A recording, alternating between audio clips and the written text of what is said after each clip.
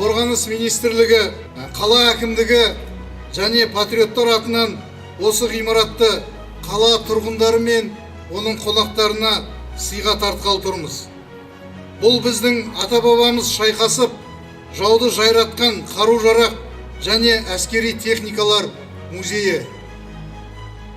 Ұлы Отан соғысында көрсеткен қазақстандық жауынгерлердің ерлігі мен рухына құрмет көрсету. Ашық аспан астындағы мұражай бұл біздің өскелең жастарды қазақстандық патриоттық рухына, әскери патриоттыққа тәрбиелеу.